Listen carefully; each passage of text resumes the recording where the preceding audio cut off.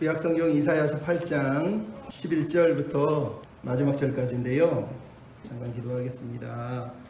사랑하는 아버지, 이 시간에 말씀을 묵상할 때 아버지의 뜻을 분별하게 하시고 또 연약한 인간의 모습들은 감추어 주시고 홀로 영광을 받아 주시옵소서. 애타가며 예수님의 이름으로 기도하옵나이다. 아멘. 제가 20대 신학생 시절에 아주 좋아하는 찬양 하나가 있습니다. 시작을 이렇게 합니다. 잔잔한 호숫가에 돌 하나 던져지면 조그만 둥근 혼이 점점 커지듯 화평한 생활 속에 시험이 닥쳐오면 주님을 멀리 앉아 넘어지도다. 이 찬양이 참 좋았던 이유가 뒷 가사 때문이긴 하지만 앞 구절에도 참 많은 생각을 했어요. 우리 인생이 잔잔한 호수 같은데 거기다가 돌을 하나 탁 던졌더니 파문을 일고 막 커지는 것처럼 어떤 신앙인은 돌을 탁 던지면 그걸 품어왔는데 어떤 신앙인은 막 물결을 일으키면서 막 옆으로 막 난리가 나가지고 큰일 났다 그러면서 세상으로 퍼져나간다는 거예요.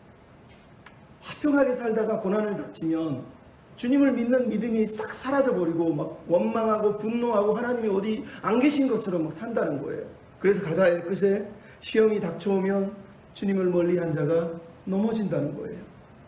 넘어진다는 거예요. 참 마음이 아팠습니다. 3절에도 이런 가사가 있어요. 자랑과 교만함에 병든 내 육신이 주님의 음성조차 멀어져 가고 근심과 걱정 속에 세상 일에 젖어 살다 주님의 모습조차 사라져가네. 여러분, 우리가 예수님을 믿지만 예수님이 마태복음 13장에 말씀하신 것처럼 세상의 근심과 염려와 물질과 재리의 염려와 환난과 사단 때문에 점점 믿음이 없는 사람은 그 위기에 그 고통에 넘어지고 정체가 드러난다는 거예요. 지난주에도 말씀드렸잖아요. 예수님이 오직 하시면 반석 위에 지은 집인지 아닌지를 시험하기 위해서 풍파를 내리고 벼락이 치고, 여러분, 우리 인생의 고난은 그런 거예요. 내 믿음이 진짜 모래 위에 있는지 반석 위에 있는지 주님은 그것을 알고 싶으신 거예요. 우리가 반석 위에선 크리스찬이 돼야 되지 않겠습니까? 지난주에도 말씀드렸지만 고난은 그냥 힘든 게 아니에요. 인류 역사상 고난이 없었던 적도 없지만 하나님이 고난을 사용하실 때는 그 고난 속에 내가 얼마나 잘 견디고 이기냐 아니면 어떻게 내가 넘어가느냐보다 더 중요한 건 거기서도 내가 믿음이 있느냐는 거예요. 그때도 내가 믿음으로 하나님 앞에 믿음의 사람으로 서 있을 수 있느냐라는 거예요. 우리가 지난주에 봤잖아요. 아하스라고 하는 사람이 전쟁의 위기가 닥치고 자기 왕자가 무너질 것 같으니까 선지자가 와서 하나님을 믿으라 그러는데도 하나님을 거부하고 아스루에게 금은부화를 보내면서 도와달라고 세상을 의지했다는 거예요. 근데 여러분, 인간이 참 그런 거예요. 왜? 사람이 신앙이 어리다는 게 뭐냐면요, 내가 뭔가를 선택할 때 내 중심으로 선택하는 겁니다. 그게 어리다는 거예요. 어린 사람은 항상 내가 선택한 것 때문에 나는 행복할지 몰라도 다른 사람이 피해를 본다는 거예요. 건강한 신앙은요, 뭘 선택할 때마다 나를 위해 선택하지 않고요, 남들을 생각하면서 선택하는 거예요. 그럼 이 땅의 크리스찬들이 이기적이니까, 너무 개인적이니까, 자기 욕심, 자기 생각만 하고 선택을 하니까 남들이 피해를 보고 남들이 힘들어하고 남들이 고통을 당하는 거라는 거예요. 아하스가 좀만 더 믿음의 백성답게 살았으면 이 고통이 멈출 수도 있는 거예요. 여러분, 아하스가 당하는 환난은 지금 처음 당하는 게 아니잖아요. 우리가 이사야 1장을 봤지만 너희가 얼마나 얻어터지고 얼마나 맞으려고 이미 머리끝부터 발까지 얻어터져서 상처가 있는데 아직도 돌아오지 않는다고 그러는 거예요. 하나님은 지금 계속 깨닫게 하시려고 징계를 하시는 건데 아하스는 이해를 못합니다. 그리고 자기가 덥석 아수르를 물어버리니까 백성들이 고통을 당하고 결국은 이사야조차도 힘겨워하면서 아파하잖아요. 그래서 이사야가 지난주에 우리가 안 읽었지만 뭐라고 그럽니까? 네가 나를 괴롭게 하고 하나님을 괴롭게 한다라고 이사야 7장 13절에 보면 나옵니다. 하나님의 마음조차 네가 힘들게 하고 괴롭게 한다고 얘기하는 단어가 등장을 하고 있다는 거예요. 얼마나 답답하면 이사야가 너무 힘들다는 거예요. 얼마나 답답하면 하나님이 마음이 괴롭다고 얘기하는 거예요. 그래서 우리는 신앙이 된다는 건 어른스러워져야 돼요. 여러분, 지난주에 이찬수 목사님 설교 혹시나 들으신 분이 있습니까? 자기 교회 부교육자가 지지난주 설교죠.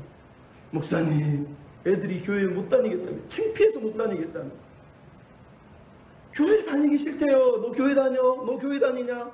이런다는 거예요.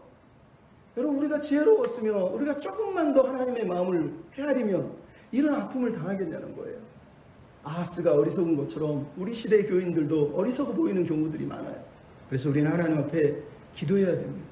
어떻게 살아야 될까요? 여러분, 이사야 7장에서 나오는 이스라엘의 위기를 지난주에 봤지만 흔들리는 나무처럼 막 흔들리는 표현을 얘기했습니다. 근데 오늘 본문에는 이스라엘의 위기를 8장 7절에는 흉흉하고 창이란 큰 하수가 몰려온다라고 표현을 하고 있어요.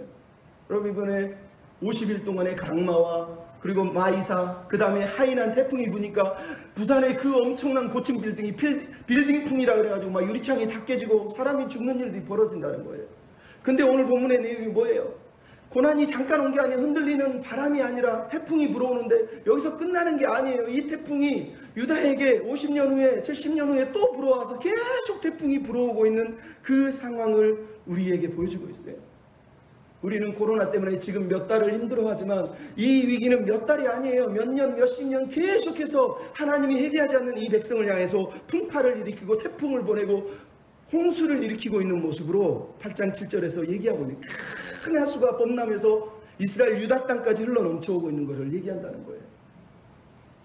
여러분, 신앙에 고난이 없는 일은 없어요. 항상 있습니다. 큰 풍파가 또 올 거예요. 오늘 본문처럼. 하지만 그때 우리는 어떻게 살아야 되냐는 거예요. 지난주에도 말씀드렸죠. 이사야 7장부터 9장까지 주제는 신뢰예요. 신뢰. 하나님을 신뢰하라는 거예요. 하나님을 어떻게 신뢰하라는 거예요. 지난주에 얘기했지만 지난주에는 세상을 의지하지 말라고 얘기한 거예요. 오늘 본문에서 신뢰하는 길을 11절은 이렇게 얘기합니다. 이 백성의 길로 가지 말라는 거예요. 하나님을 신뢰한다면 하나님의 백성답게 살아야지 세상 사람들처럼 살면 안 된다는 거예요. 그래서 여러분, 오늘 본문에 풍파가 닥쳐오고 홍수가 일어나고 여전히 태풍이 멈추지 않는 것 같은 심각한 위기가 벌어졌을 때 하나님은 3번이나 이사야에게 말씀하시고 가르치세요. 8장 1절에 뭐라고 그러니까 여호와께서 내게 이르시되, 8장 5절에 다시 내게 말씀하시되, 8장 11절에 강한 손으로 내게 알려주시고 깨우쳐 이르시되. 여러분, 풍파 속에 고난 속에 이사야가 견딜 수 있었던 이유는, 믿음의 백성들이 심지가 굳었던 이유는 하나님의 말씀에 귀를 기울였기 때문에, 하나님이 말씀해 주셨는데 그걸 듣고 순종했기 때문이라는 거예요. 여러분, 우리도 오늘 큰 풍파와 위기를 당하고 있습니다. 이럴 때 우리가 어떻게 살아야 됩니까? 다시 하나님이 이르시는 이 말씀들을 들어야 됩니다. 오늘 보면 1절에 여호와께서 이르시되 라고 말씀하십니다.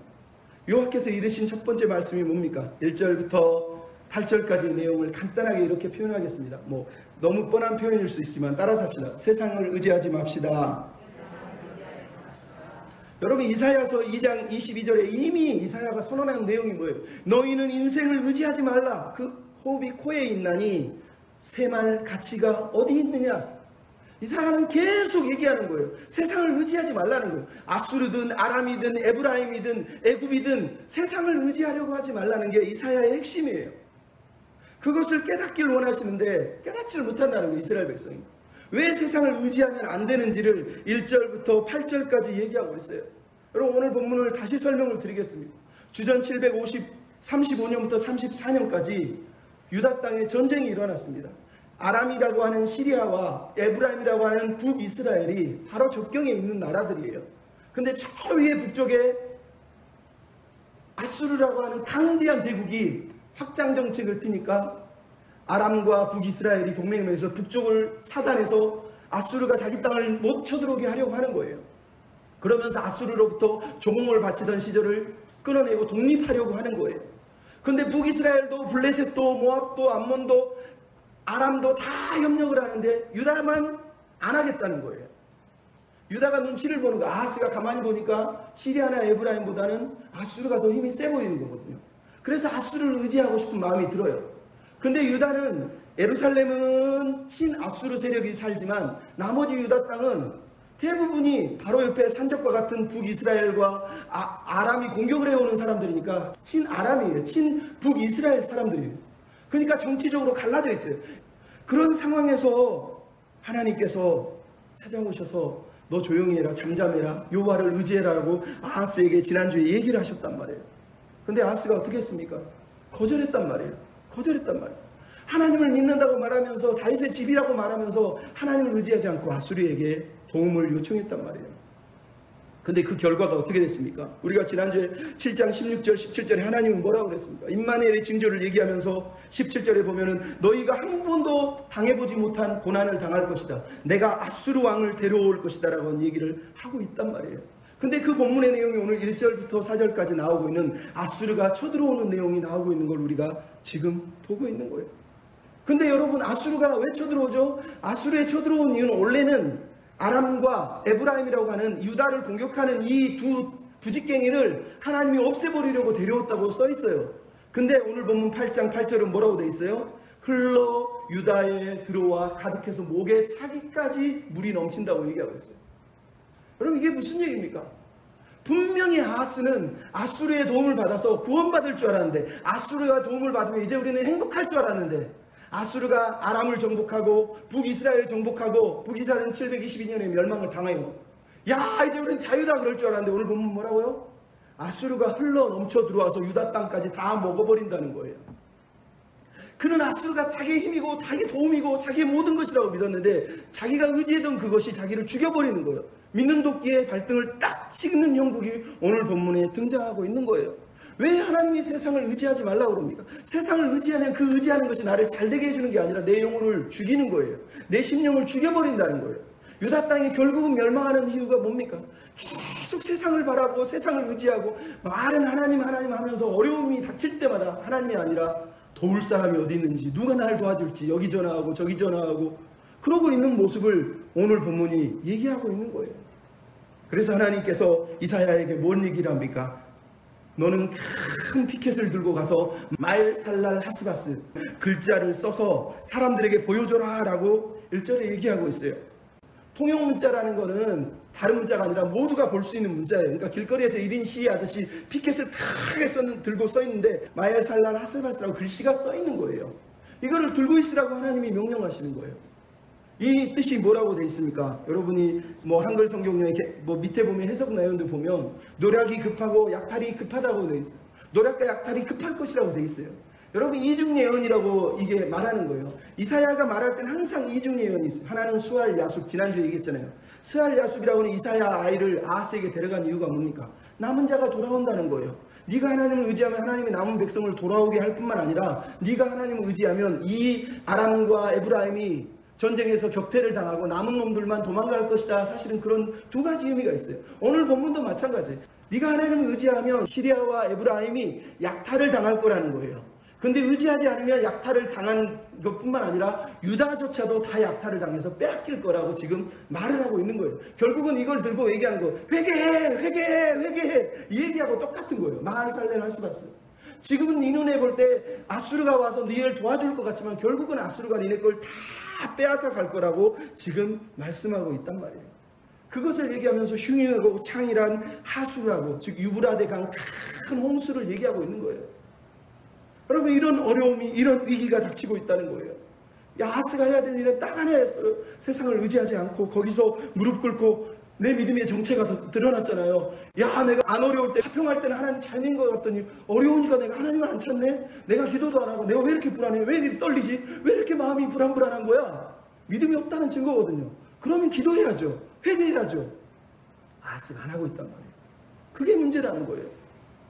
그럼 제가 아는 충남 세종시에 한 집사님이 있어요. 그분이 처음으로 주일 대표 기도를 맡아서 대표 기도를 했대요. 그냥 대표 기도를 할 수 없으니까 집에 가서 대표 기도를 탁 썼어요. 내용이 이렇습니다. 태초에 말씀이 되시는 하나님, 강한 손과 표심팔로 인도하신 하나님 찬양합니다. 어떤 상황에서도 주님을 더 갈망하면서 찾게 해주시니 감사합니다.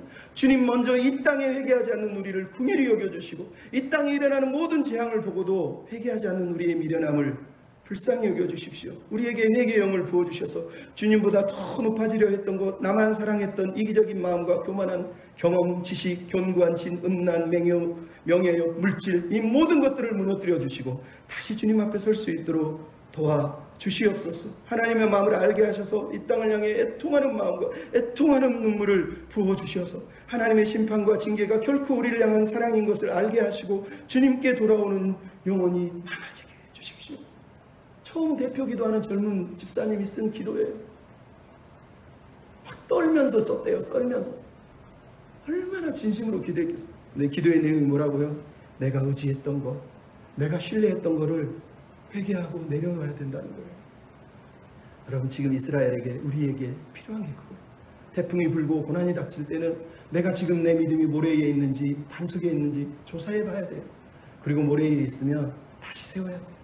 믿음 위에서는 은혜의 백성들이 됐으면 좋겠습니다. 여러분, 세상을 의지하지 않아야 돼요. 결국은 세상을 의지하지 말라는 말은 하나님만 의지하라는 뜻이잖아요. 하나님만 의지하라. 근데 하나님만 의지한다는 게 뭐예요? 오늘 본문에 세상의 길로 가지 말고, 다른 얘기로 하면 하나님을 믿는 백성의 길이 따로 있다는 얘기를 하고 있는 거죠. 그 백성의 길이 무엇입니까? 따라서 하십시다. 임마누엘 신앙으로 걸어가십시다.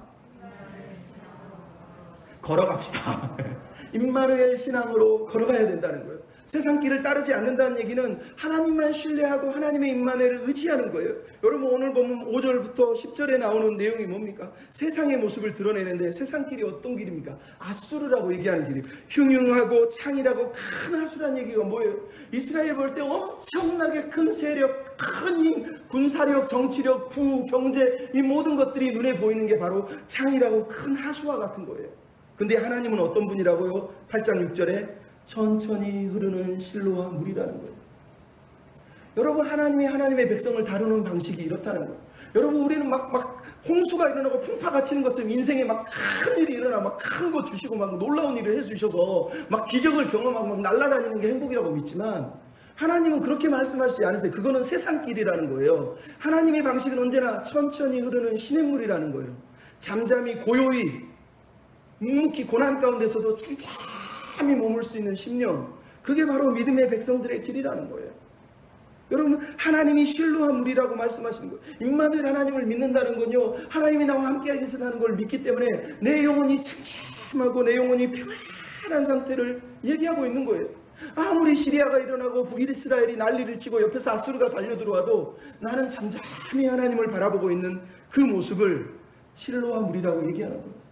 여러분, 예루살렘 안에는 기온샘이 있고 기온샘에서 예루살렘으로 물줄기가 흐르는 그 실로와 물줄기라고 얘기하는 거예요. 그 기온샘에서 왕에게 기름을 붓고 하나님은 거기서 하나님의 나라를 꿈꾸셨단 말이에요. 거기서 실로와 물이 흐른다는 얘기가 뭐예요? 너희는 이 물만 마시고 이 물만 의지해서 살아야 된다. 내가 꿈꾸는 나라는 실로와 물을 마신다는 거예요. 근데 사람들이 실로와 물이 너무 잔잔히 흐르니까 싫은 거예요. 그러니까 세상에 막 요동치는 홍수나는 그 창이란 세상의 힘이 너무 부러운 거예요. 저 사람들은 막 기적이 일어나고 병자가 낫고 막 부자가 되는데 예수 믿는데 우리는 왜 이렇게 힘들게 사냐? 그런 거하고 똑같은 거라는 거예요. 내 하나님이 말씀하시잖아요. 실로와 물을 신뢰하지 않으면 그 물이 너희들을 집어 삼킬 거라는 거예요. 여러분, 그래서 스바냐 3장 17절에 뭐라 그럽니까? 너희 하나님 여호와는 너희 가운데 계시니 그는 너를 잠잠히 사랑하신다는 거예요. 하나님이 사랑하는 진짜 사랑은요, 잠잠한 거예요. 막 난리치고 꽹가리치고 나팔 불고 막 툭툭 터뜨려주는 게 사랑이라고 생각하면 여러분, 한순간이에요. 한순간. 연세가 드시고 나이가 드실수록 다 경험하시잖아요. 인생이 매일 툭툭 터줍니까?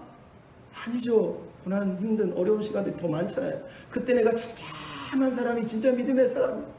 조금만 뭔 일 생기면 그냥 막 냄비 끓듯이 막 부글부글 하면서 하나님이 돌아가신 것처럼 살면 그게 무슨 신앙입니까? 잠잠히 흐르는 거예요. 그래서 시편 113편에도 뭐라 그럽니까?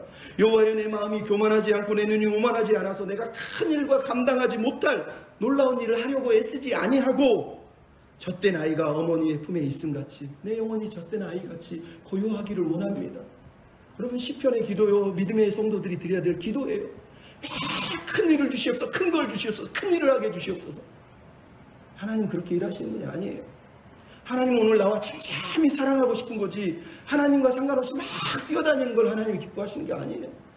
잠잠히 고요히 사랑하는 삶을 살아야 돼요. 그게 여러분 하나님이 기대하시는 삶. 오직했으면 이사야 45편 15절에 구원의 하나님, 이스라엘의 하나님이여 주는 진실로 스스로 숨어 계시는 하나님입니다. 이렇게 고백했겠어요. 마틴 루터라고 하는 종교개혁자가 이 구절을 읽고요, 십자가의 신학이라고 하는 신학을 세웠어요. 물론 이 구절 하나만 증거를 댄 건 아니지만 왜 십자가의 신학을 얘기했는 줄 아세요? 여러분, 그 당시 천주교가 교황청이 베드로 성당에 엄청난 금은 보화를 들어서 세상에서 제일 큰 성당을 지으면서 하나님은 권력과 명예와 돈과 물질을 사랑한다 외칠 때 루터가 이 구절을 읽으면서 십자가를 쳐다보았어요. 왜 하나님이 저 성당이 아니라 십자가에 계시냐는 거예요. 하나님은 어디 있습니까? 십자가에 숨어 계시다는 거예요. 하나님은 십자가에 연약하고 힘없는 그 예수님 뒤에 숨으셔서 나는 하나님이다, 나는 하나님이다 라고 하나님 자신을 십자가에서 드러냈다는 거예요.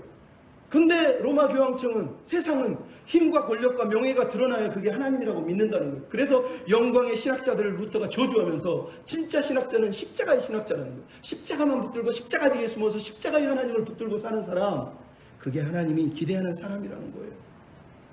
여러분, 우리에게 그런 찬찬한 은혜가 있어야 돼요. 찬찬한 은혜가 있어요.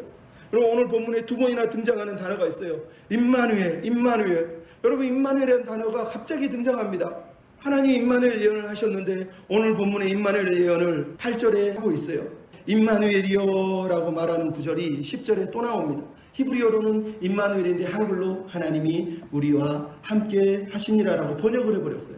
사실은 히브리어는 둘 다 똑같아요. 뭐 하나도 틀린 게 없어요. 둘 다 그냥 임마누엘이여, 임마누엘이여 라고 외치고 있는 거예요.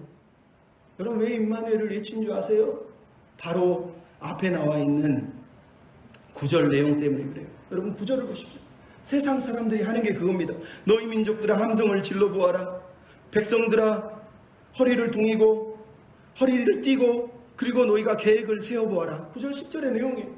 여러분, 세상 사람들이 하는 거는 막 모여가지고 소리 지르고 함성 지르고 데모하고 계획 짜가지고 어떻게 하면 우리가 잘 될까, 이런 걸 한다는 거예요. 근데 하나님이 뭐라고요? 니네들 아무리 떠들어도 그거 이루어지지 않는다는 거예요. 그러면서 나오는 단어가 임마누엘이, 임마누엘.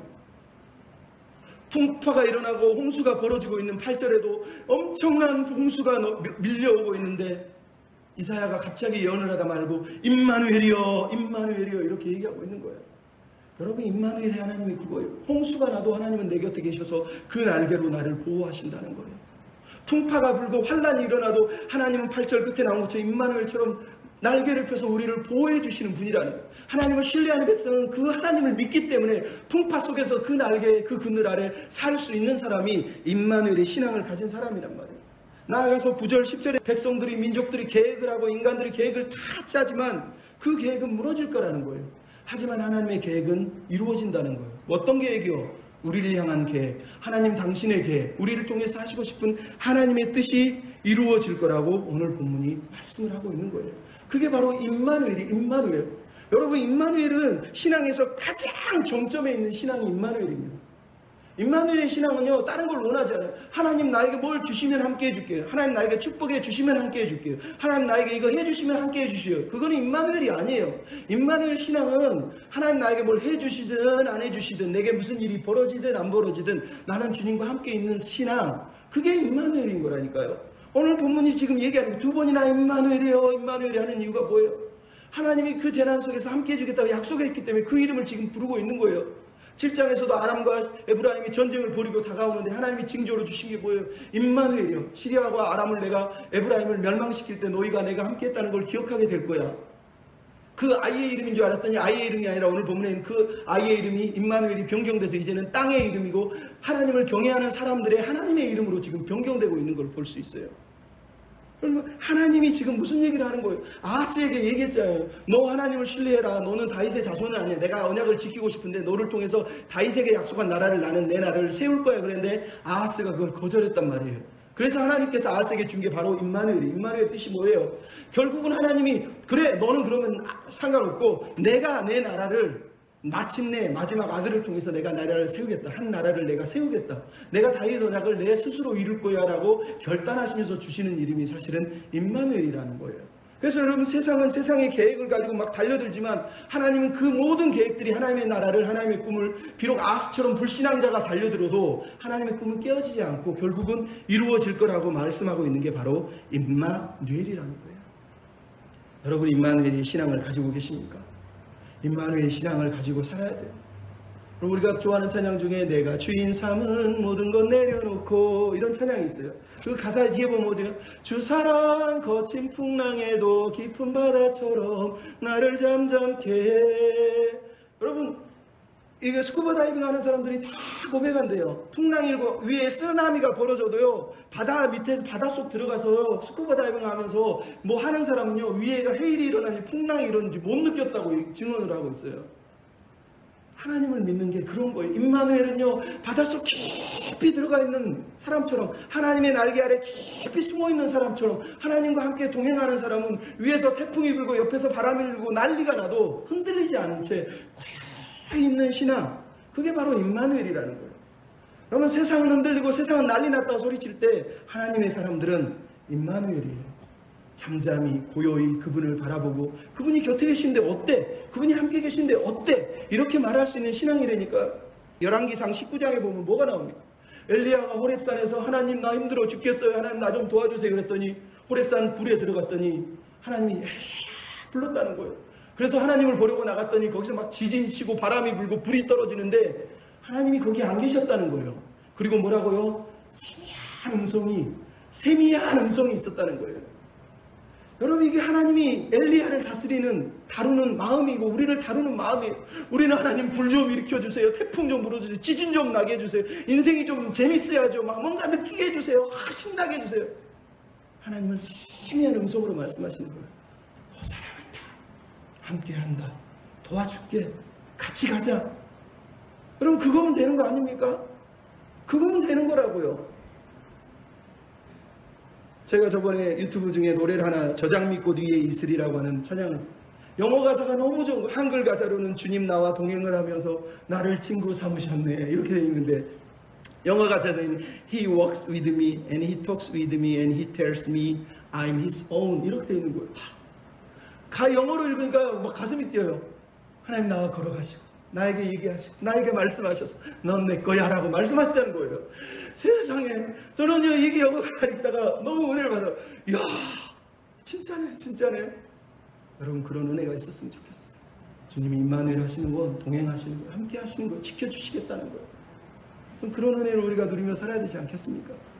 옆 사람에게 얘기하십시다. 주님과 동행하십시오.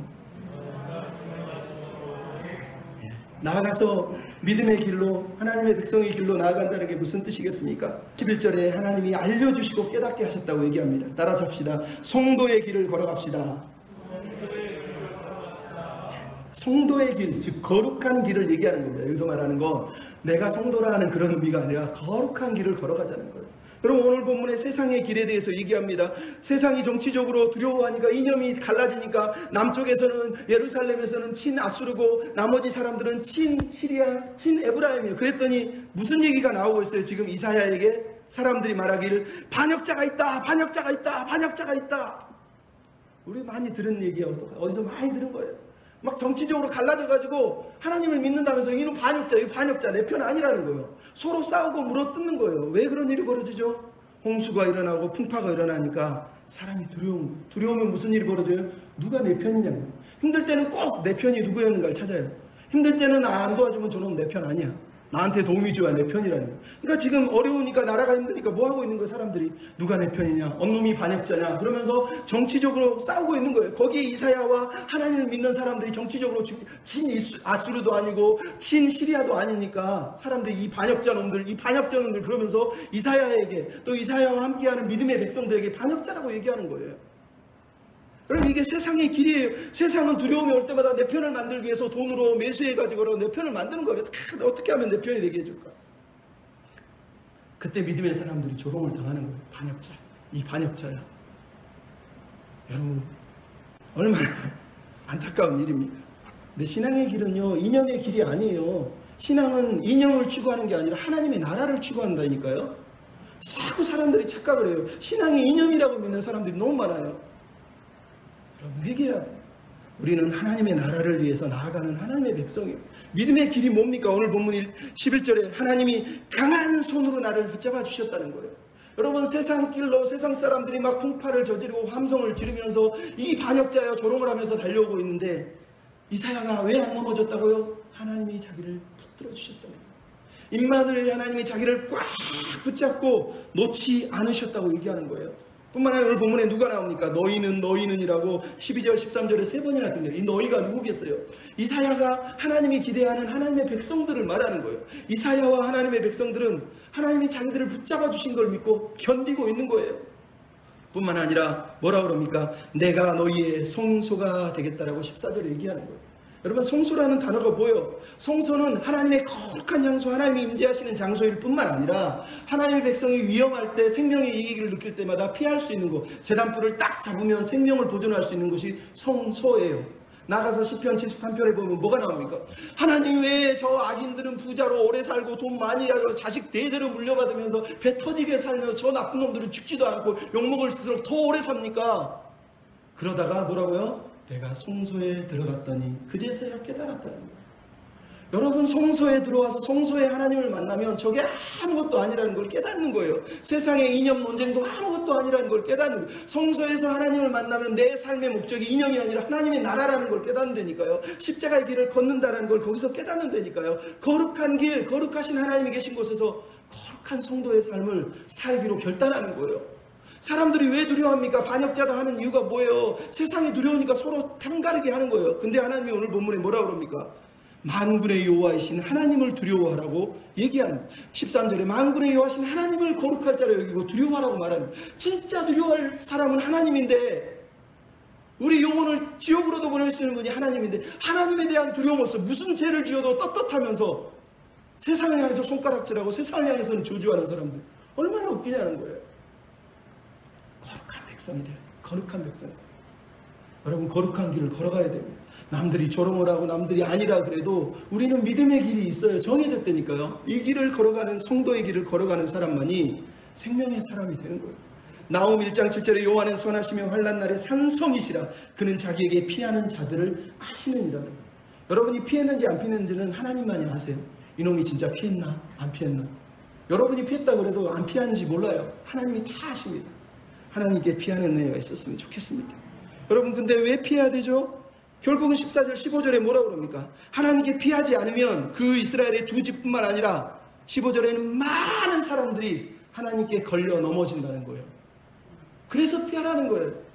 여러분, 하나님을 믿지 않으면 하나님이 결국은, 하나님을 의지하는 사람들은 걸려 넘어지게, 덫에 잡혀 걸려 넘어지고 결국은 올무에 걸리게 만드는 게 하나님이에요. 아하스가 지금 덫에 걸린 거예요. 왜? 하나님을 의지하지 않으니까.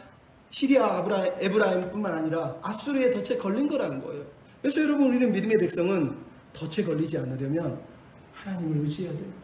오직 있으면 많은 사람들이라고 썼겠어요. 많은 사람들이니까요. 이사야는 지금 자기하고 자기 밑에 사람들을 얘기하고 있는 거예요. 장차 많은 사람들이 하나님을 신뢰하지 않고 세상을 신뢰하다가 덫에 걸려 넘어져서 결국은 멸망할 것이라고 말씀을 하고 있는 거예요. 그래서 우리가 하나님을 신뢰해야 되는 거예요. 여러분, 고린도전서 1장 18절 19절 다 나오잖아요. 뭐예요? 십자가에 두고 멸망하는 자들은 미련한 것이요, 걸리는 것이요, 꺼리집에 간 것이요, 스캔달론, 걸림돌이 된다고 얘기하는 거예요. 오늘도 여러분, 하나님을 믿으면서 십자가는 막 입에서 내기도 싫어, 십자가는 얘기하기도 싫어. 그냥 축복받아라, 저주도 아니고 평안해라, 행복해라, 맨날 이런 얘기. 내가 죄인인 걸 느끼기는 안 해주고 막 죄 지으면 상처받을까 벌벌벌 떨어요. 십자가는 걸림돌이에요. 그 걸림돌에 넘어져서 하나님께 돌아오든가 걸림돌에 넘어져서 멸망하든가 둘밖에 없다니까요. 하나님을 의지하는 백성은 십자가에 나가면 걸려 넘어지지 않습니다. 왜? 십자가는 우리의 반석이 되시니까. 예수님이 우리의 반석이 되시니까. 여러분, 믿음이 있습니까? 우리 목사님이 카톡 보낸 중에 조정민 목사님이라고 하는 분이 계세요. 그분이 기자로 살다가 나중에 목사님이 돼요. 근데 목사가 되기로 결단한 이유가 성경을 내가 맞는지 안 보니까 예수님은 성경은 다 맞는데 이 사람들이 예수님처럼 안 살다는 거예요. 너무 안타까워서 내가 신학을 해야 돼요. 그러니까 아내가 신학교를 못 가게 하더래요. 근데 자기가 더 갔대요. 왜? 아내도 가만히 보니까 모태신앙이 어려서부터 신앙 잘하는 것 같아. 가만히 보니까 가짜 불하더라는 거예요. 그래서 이 여자를 변화시켜야 되는데 내가 변화시킬 수가 없으니까 내가 아예 모든 걸 포기하고 신학교를 가면 내가 왜 그런지 이해하겠지. 그러면서 신학교를 갔다는 거예요. 여러분, 내 신앙을 가장 방해하는 게 자기 아내들이. 그렇게 오래 신앙생활하는 분이 하나님께 피하지 않더라는 거예요. 여러분, 우리가 고민해보고 우리가 생각해봐야 될 내용이에요. 이재철 목사님이라는 분이 쓴 책 중에 인간의 일생이라고 하는 책이 있어요. 재밌죠? 그 책 중에 한 내용이 이런 게 있습니다. 어느 날 자기에게 미국으로 이민 가고 있는 부부가 전화가 왔는데 목사님을 다 만나고 싶다는 거예요. 그래서 만났더니 목사가 남편이 아니라 아내라는 분이 자기를 붙들고 하소연하면서 얘기하는데 내용인즉슨 이렇다는 거예요.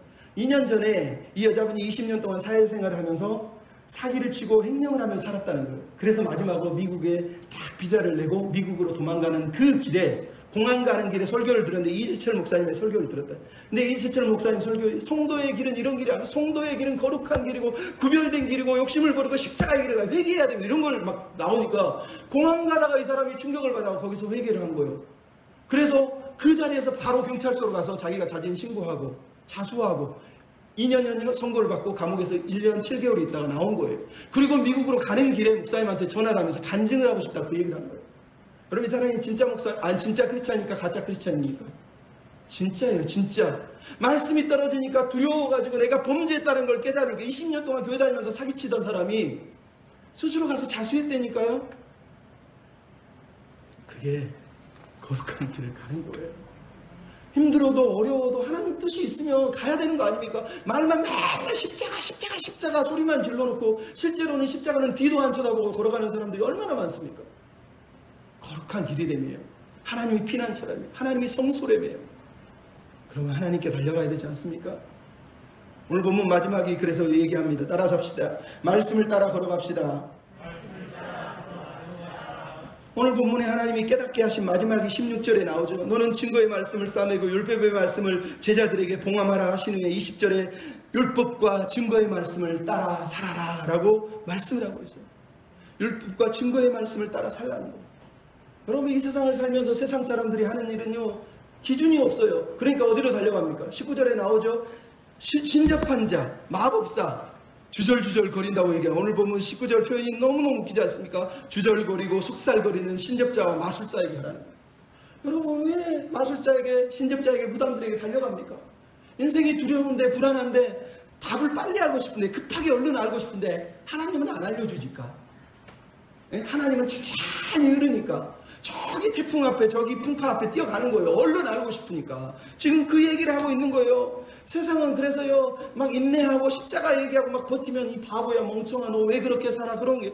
여러분, 이재철 목사님 보낸 녹음택 거기에 있었는지 모르겠어요. 그런 내용도 나와요. 어느 나이 많은 목사님이 같이 차 타고 가는데, 자네는 목사님 나이가 50이 됐는데 이젠 그렇게 살지 마. 세상과 좀 타협하고 살아. 그때 이재철 목사님이 가만히 있으니까 내 말 알아들었는가? 이렇게 그랬던 목사님이 그랬대. 네, 알아들었습니다. 근데 그분이 자기가 내 알아들었다에 왜 그런지 이해를 못하더래요. 그러면서 그 책 마지막에 이렇게 써놨어요. 내가 네 알았습니다라고 했던 얘기는 그래서 나는 이렇게 살다가 죽겠습니다라는 뜻이었다. 당신들처럼 타협하며 살다가 사는 거 아니고 그냥 나는 세상과 타협하지 않고 이렇게 살다 난 죽을 거예요 라고 얘기했다는 거예요. 여러분, 성도가 이래야 되는 거 아닙니까? 옆에서 주절거리니까 거기 기가 가려워가지고 막 쫓아다니는, 그게 신앙이니까 무당 신접하는 사람 쫓아다니는 거지. 천천히 고요히 하나님의 말씀을 따라서 이렇게 살다가 죽을게요. 이 길이 맞대매요. 그럼 갈게요. 그렇게 가면 안 됩니까? 좀 죄송하지만 물론 힘들게 살라고 얘기하는 거 아닙니다. 행복하게 하나님 주신 은혜 가운데 매일 잠잠히 은혜를 누리고 살 수 있어요. 잔잔한 물이 무슨 아이고, 잔잔한 물을 안 마셔보셔서 그렇지 목마른 사람은 잔잔한 물 한 모금이면 끝장납니다. 잔잔한 은혜를 여러분이 누렸으면 좋겠어요. 여러분, 그래서 여러분 얘기하지 않습니까? 믿음의 길이 뭡니까? 하나님의 말씀을 따라서 20절에 하나님의 말씀, 그 봉함한 그 말씀을 따라서 살라는 거예요. 말씀을 봉함했다는 얘기는 이유가 있어요. 이건 지금 오늘 설명드리기는 어려울 것 같고, 중요한 건 말씀을 따라 살라는 거예요. 여러분, 이스라엘 백성이, 하나님의 백성이, 하나님 믿는 사람들이 사는 방법은 딱 하나예요. 말씀을 놓는 거예요. 한 말씀만 해주십시오. 한 말씀만. 이사야가 지금 뭐라고 그럽니까? 보라라고 얘기하면서 자기가 경험한 신앙을 지금 보여요. 18절에 보라, 나와 여호와께서 내게 주신 자녀들이 이스라엘의 징조와 예표가 되었나니.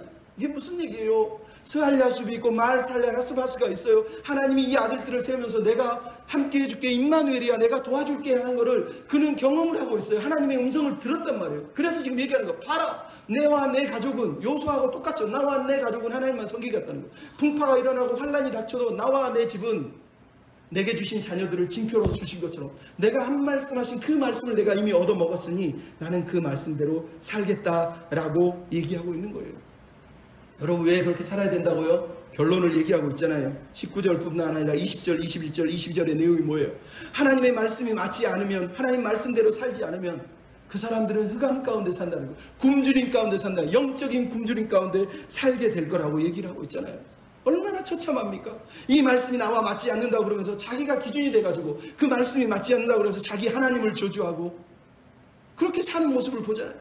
여러분, 인간이 불신앙이라는 게 그런 거예요. 하나님을 안 믿는 게 하나님을 믿는데요, 하나님이 자기 중심, 자기 계획, 자기 뜻 안에 다 이루어져야 돼요. 내 뜻대로 안 되면 막 벌벌 떨고 막 두려워하는 그걸 말하는 거예요. 근데 그렇게 사는 사람들은 결국 두려움 가운데, 흑암 가운데, 어둠 가운데 있을 거라는 거예요. 심한 흑암이라고 22절 마지막에, 심한 흑암, 극심한 흑암. 무슨 얘기입니까? 여러분, 고난이 올 때 영적인 어둠에 갇혀본 사람은 알아요. 하나님을 믿는데 왜 이렇게 어둡습니까? 왜 이렇게 답답합니까? 하나님을 의지하지 않기 때문에, 하나님의 말씀을 붙들지 않기 때문에, 하나님의 말씀 앞에 만족하지 못했기 때문에, 그 한 말씀을 이미 경험해 봤잖아요. 그 한 말씀 해주지 않아요. 내가 널 사랑한다, 내가 널 도와줄게, 내가 함께 해줄게, 한 말씀을 이미 하나님이 들려주셨잖아요. 근데 왜 그 한 말씀을 내 것으로 붙들지 못하냐는 거예요. 왜 자꾸 베드로처럼 풍랑이는 바다를 보면서 예수님 무서워 죽겠습니까? 그러고 있냐는 거예요. 왜 저기 큰 하수 유브라데를 보면서 우리 큰일 났다 그러면서, 우리는 저런 유브라데처럼 힘 있는 큰 세력이 있어야 되는데 이러면서 벌벌 떠냐는 거예요. 한 말씀을 하셨잖아요. 한 말씀을 하셨잖아요. 그럼 부산 영도 제1교회 심선미라고 하는 분, 제가 옛날에 한번 얘기했는데 20년 동안 무당 생활을 하는데, 어느 날 산에서 무당 신접하는 막 사주를 듣는데 앞에서 바위 위에서 십자가가, 하얀 십자가 나타나서 깜짝 놀래가지고, 하나님이 살아계신가? 이분이 뭐지? 그러면서 알아봐야 되겠다 그러면서 처음으로 기독교 TV에 전화를 해가지고 목사하고 상담을 받다가 예수를 믿게 돼요.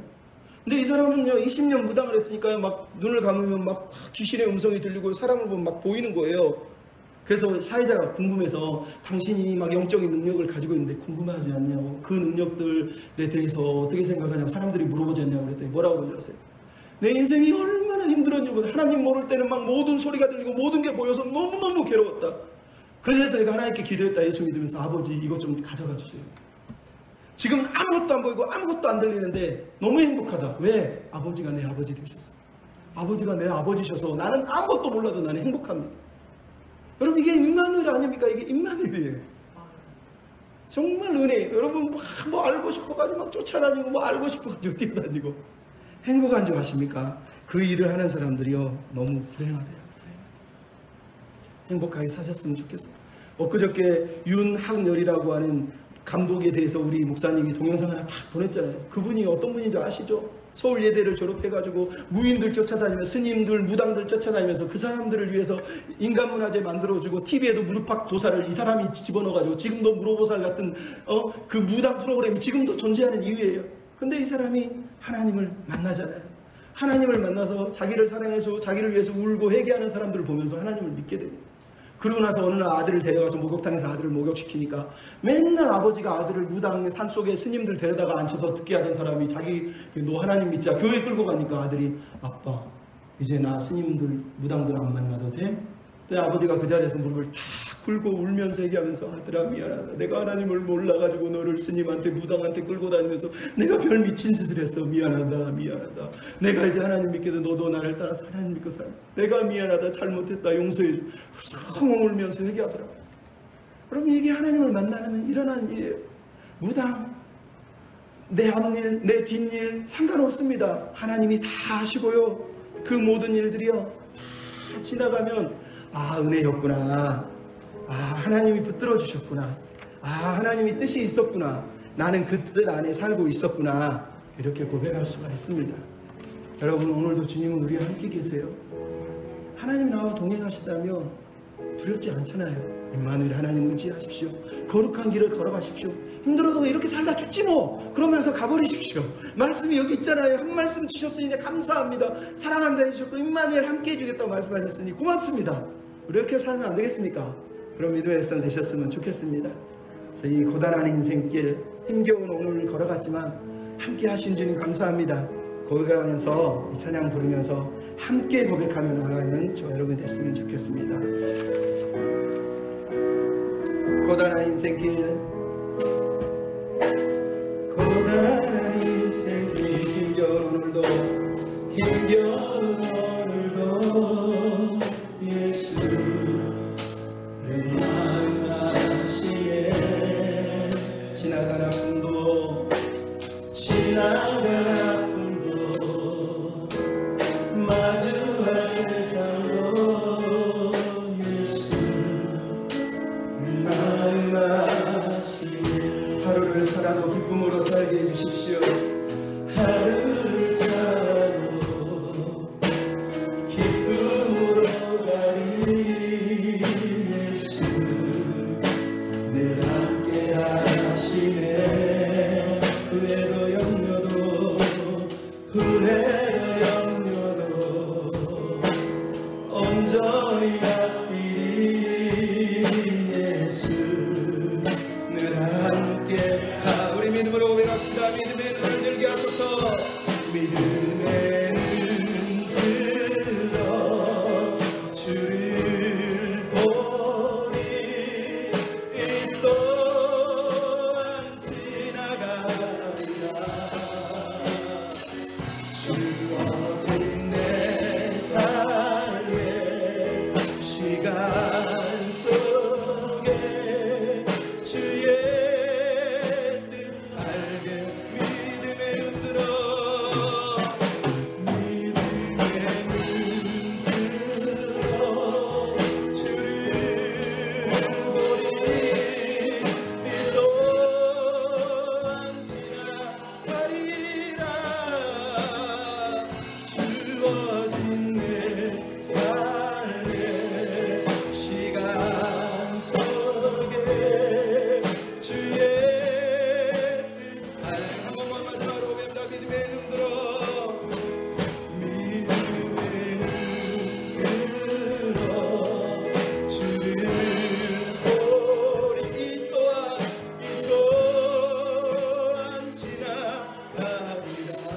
주어진 이 삶에